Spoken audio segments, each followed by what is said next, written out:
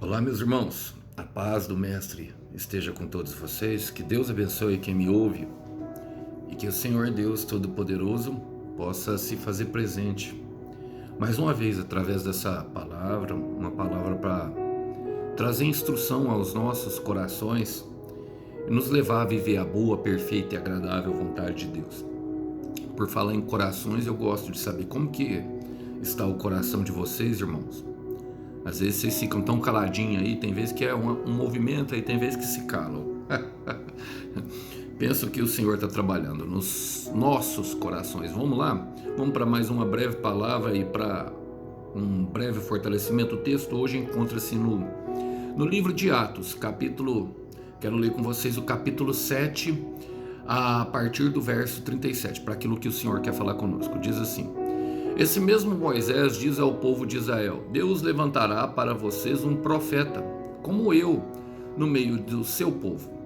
Moisés estava com os nossos antepassados, a congregação do povo de Deus no deserto, quando o anjo lhe falou no Monte Sinai, e ali Moisés recebeu as palavras que dão vida para transmiti-las a nós.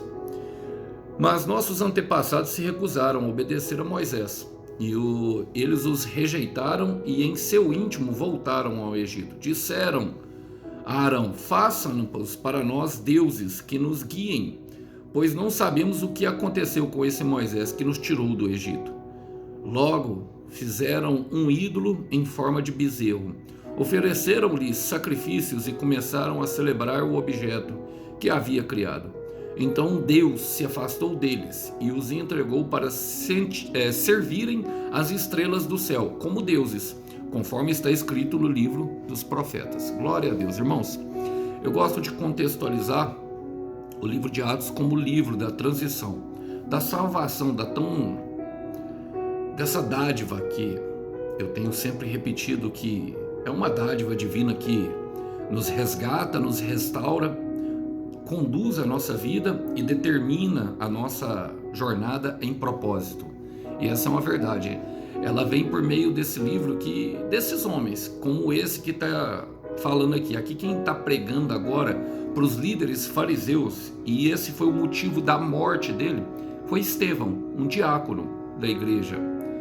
E quantos homens e mulheres serviram bravamente ao Senhor com as suas próprias vidas? Quantas pessoas que servem ao Senhor hoje com toda a devoção, com o coração? Eu sei que existem, meus irmãos, os falsos profetas, e eu mesmo prego para vocês deles aqui, como vocês podem ver. Mas existem também aqueles que falam em nome do Mestre com muito amor. Existem pessoas assim. Ainda há 7.000 que não se dobraram a Baal. Ainda existem 7.000 que não se curvaram à dor que o sistema imprime. Existe sim, e sempre vai existir, porque Deus sempre levanta. E ele está pregando sobre Moisés, um que justamente passou por isso, e o Senhor me trouxe esse texto. Eu gostaria de compartilhar ele com vocês humildemente, aquilo que ele colocou em meu coração. Fala assim, ó: esse Moisés disse ao povo de Israel: Deus levantará para vocês um profeta como eu do meio do seu povo.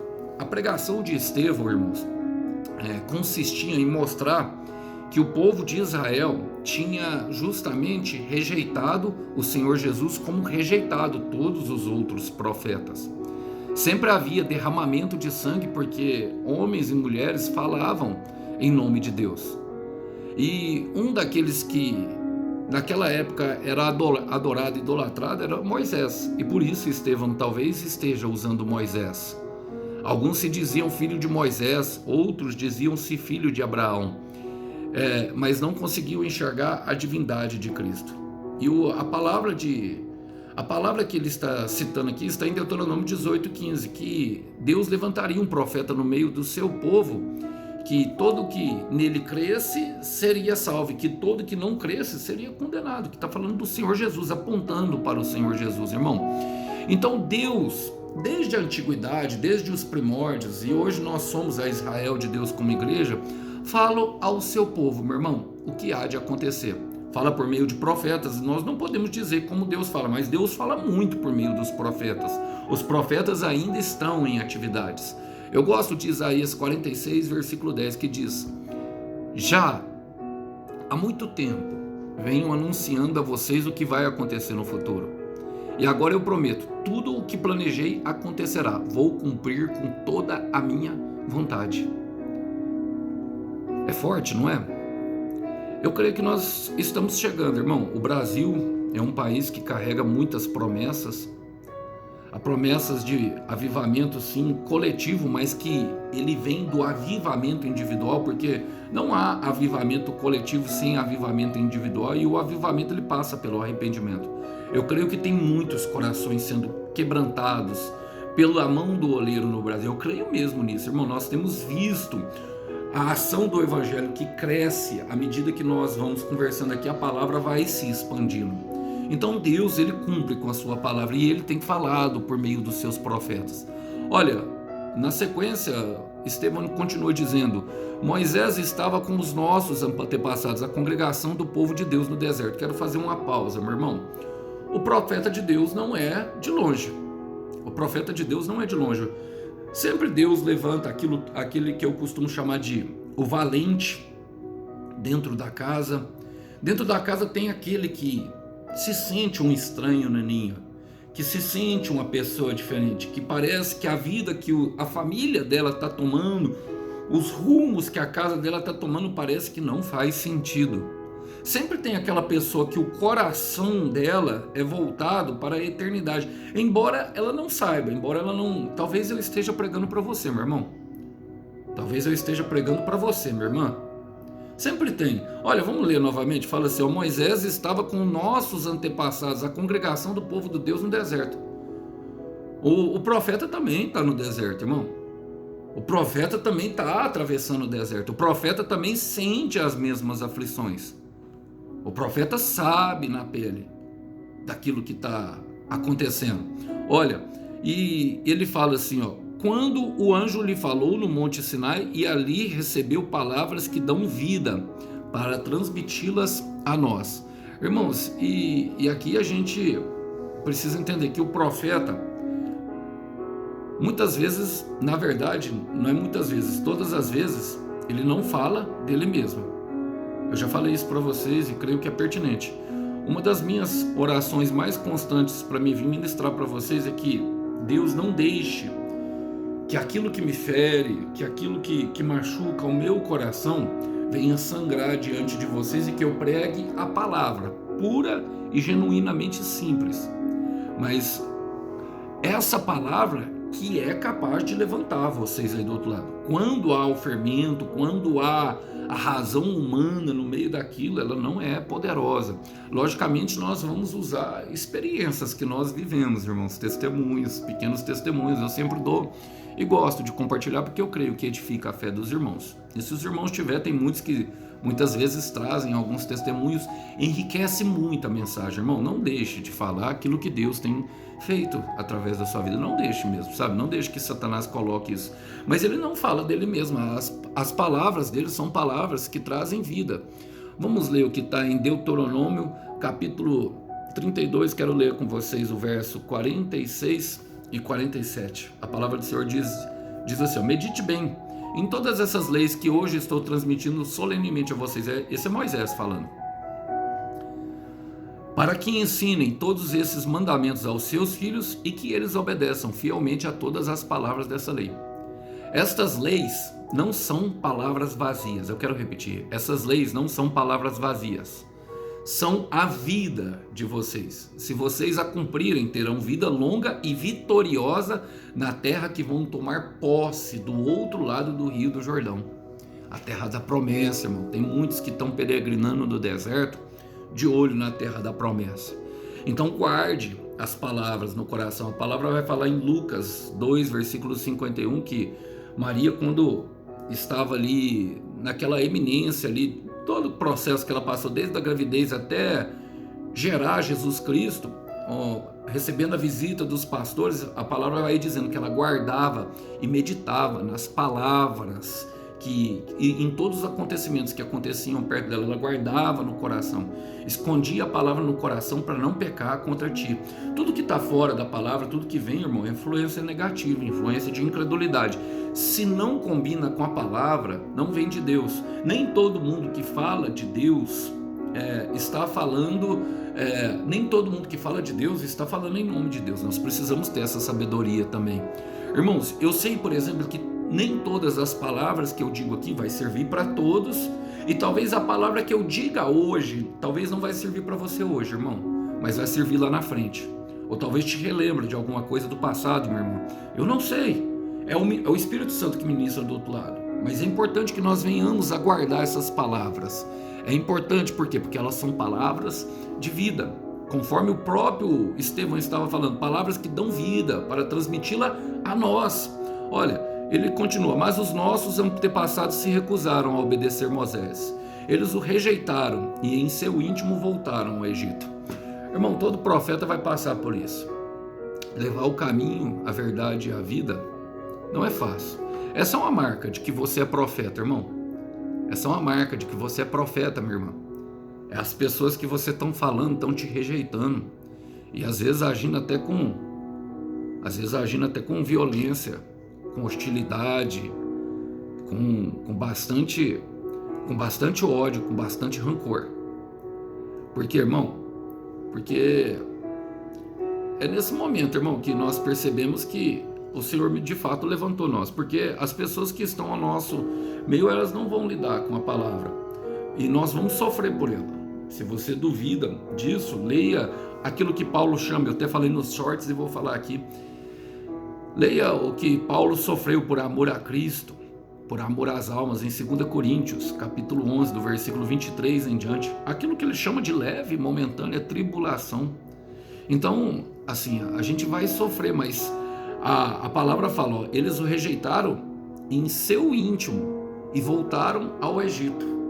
Porque o problema está nas palavras? Não, irmão, o problema está no íntimo deles. O problema está justamente lá dentro.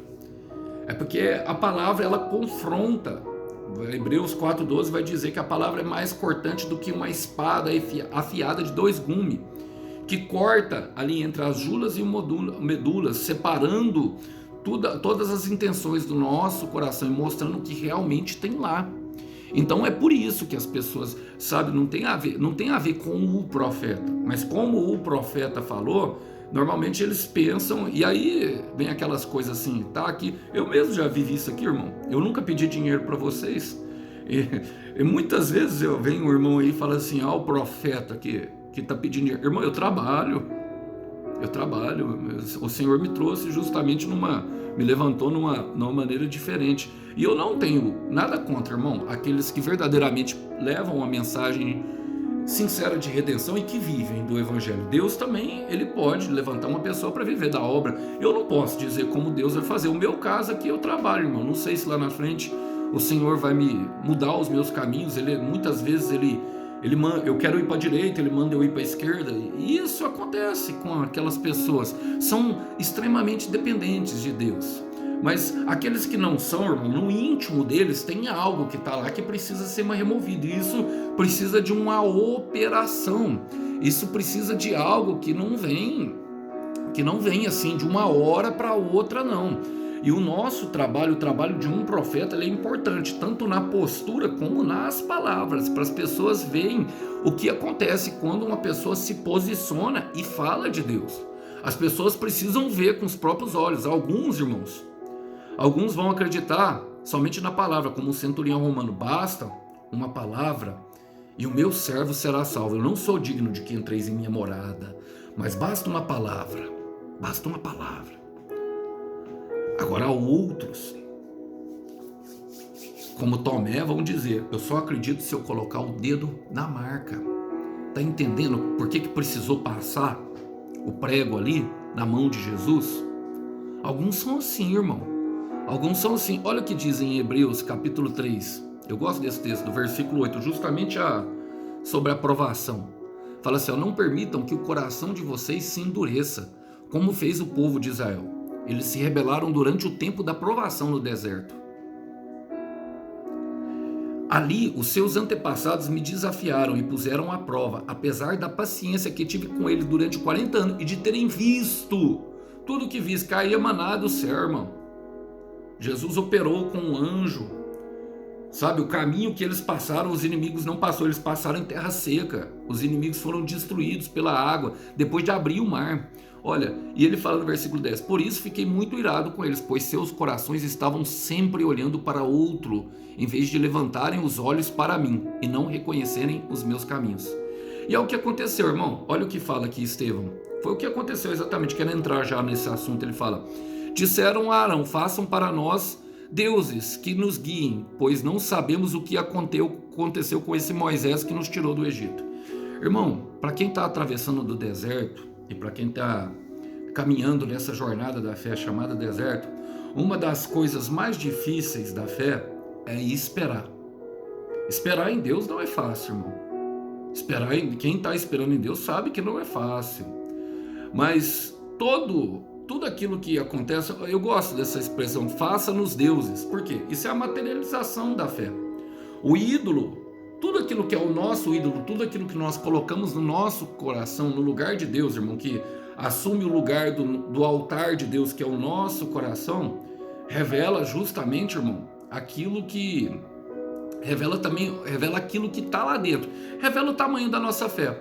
O quanto nós conseguimos esperar, sabe, com um bom comportamento, sabe, sem os alívios, sem o vinagre de Roma, sem aquilo que se torna pecado. Está falando da precipitação, irmão. Todo ídolo revela o tamanho da nossa fé. Todo ídolo, irmão, invariavelmente vai revelar o tamanho da nossa fé. E todos nós, quando chegamos no deserto, não se engane, irmão. Eu não idolatro não, só idolatra lá a igreja romana que faz lá aquilo lá eles só exteriorizaram, irmão. Talvez você não exteriorizou. Talvez, meu irmão, você não tenha exteriorizado, ou talvez você já tenha confessado, exteriorizado e se livrado dos ídolos. Eu não sei. Mas todos nós, eu achei que não, eu achei que tivesse... A gente tem uma doce ilusão, saí da igreja romana, passei a ser evangélico, agora não tem ídolo. Aí o ídolo passa a ser o pastor, o ídolo passa a ser o culto, o ídolo passa a ser a família, o pai, a mãe. E tem muitos ídolos por aí, irmão, muitos. É Deus quem fala quem é o ídolo, irmão. Ele vai em Deuteronômio, capítulo 8, versículo 2, fala: eu te levei ao deserto para saber, para provar, a fim de te humilhar e te provar, para saber o que havia dentro do seu coração. E aqui está mostrando isso. Essa passagem mostra isso, a provação, o tempo da provação que Hebreus 3:8 falou para nós. Mas em Salmo 115, do versículo 4 ao 8, olha o que ele fala, o salmista: mas os deuses dos outros povos não passam de estátuas de ouro e prata, feitas por mãos humanas. E fala justamente isso, da capacidade que nós temos de produzir aquilo que nós queremos. Tem boca, mas não falam, olhos, mas não veem, tem ouvidos, mas não ouvem, nariz, mas não sentem cheiro, tem mãos, mas não seguram, pés, mas não andam, e são totalmente mudos.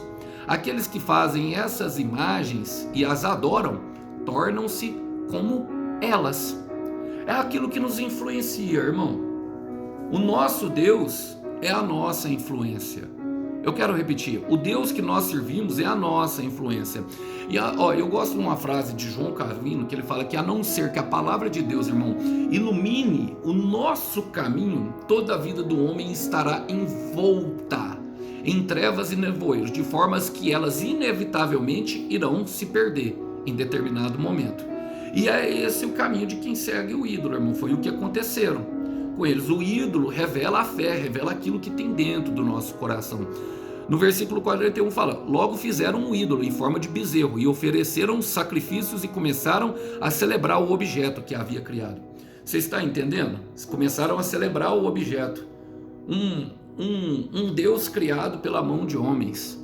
Fala da nossa, sabe, da nossa vontade de produzir uma resposta para os nossos sofrimentos, irmão.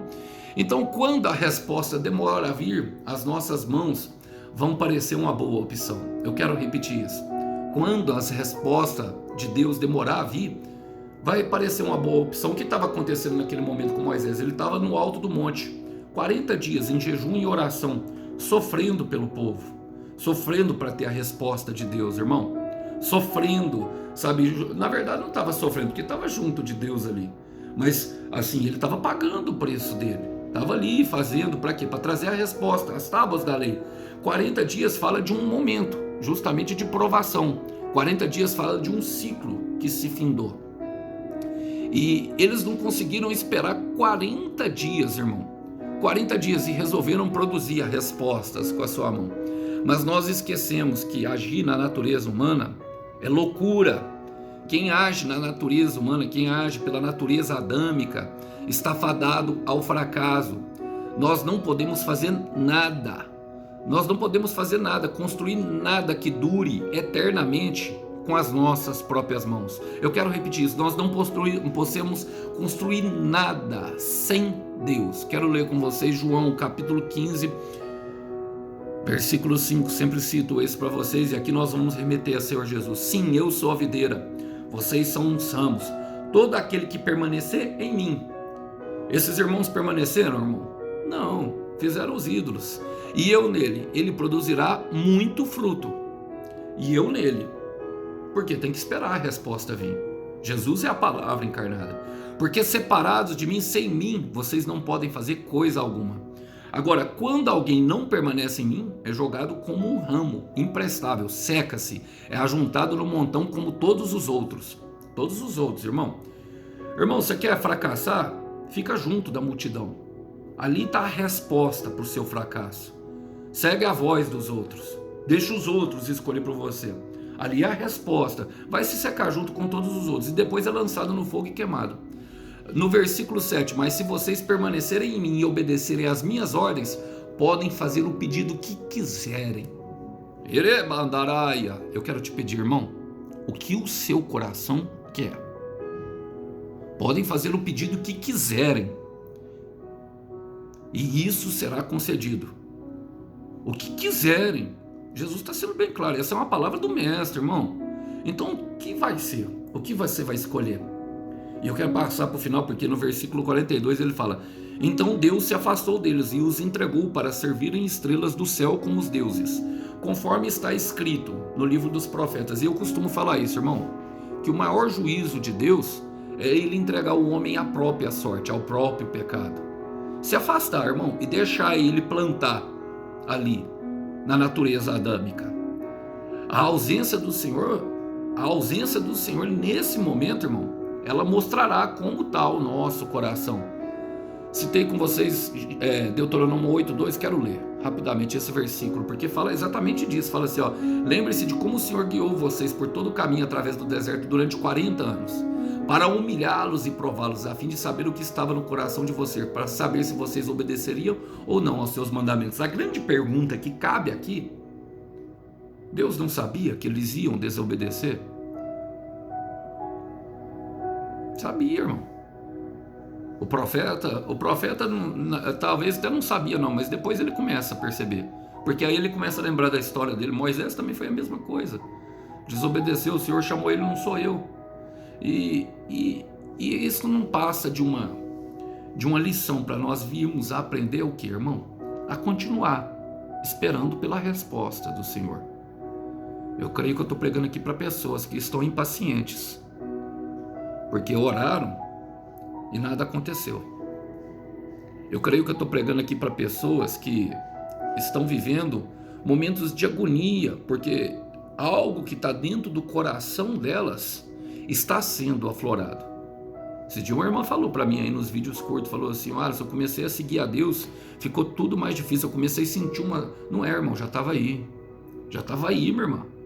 O que o Espírito Santo está fazendo é estar revelando. Para quê? Para que você, através da oração, para que nós, através da oração, venhamos a clamar e pedir Ele que nos purifique. Esse é quando você se sentir pressionado e sozinho, lembre-se, esse é o processo de restauração. Eu quero repetir: quando você se sentir pressionado e sozinho, muita dor, esse é o processo de oração. Coloque a sua dor em oração. É nesse momento, quando nada vira tudo, o tudo vira nada, é que nós vamos perceber que nós não estamos sozinhos no mundo. E às vezes vai ser necessário perder para ganhar, às vezes vai ser necessário se perder para se encontrar, mas não deixe que o medo de perder seja maior do que a tua vontade de vencer. Não deixa, continua. E aí a gente entende algumas palavras, como eu quero terminar para vocês do salmista, capítulo 40, Salmos 40, não tem capítulo Salmos 40, quero ler com vocês do versículo 1 ao 3 para terminar, diz: esperarei com confiança pela ajuda do Senhor. Ele se inclinou para mim e ouviu o meu pedido de socorro. Me tirou do fundo de um poço de desespero e medo, de um atoleiro de lama, e me fez andar sobre uma rocha. Ele é a rocha, e firmou os meus passos. Colocou uma nova canção em minha boca, um hino de louvor ao nosso Deus. Muita gente verá o que ele fez por mim e passará a respeitar o Senhor e a confiar nele. Esse é o processo do crente, irmão. Da lama à exaltação, da vergonha e humilhação a um momento de honra, das vestes de cinzas às vestes de louvor. Palavras serão trocadas, tu exaltarás. O sonho não morreu, continua vivo, irmão. Então creia, porque ele fará. Depois desse processo tem milagre. Espere com paciência. Que Deus abençoe os irmãos, que os irmãos possam ficar com essa breve palavra. A paz do Senhor esteja com todos. Tchau, tchau.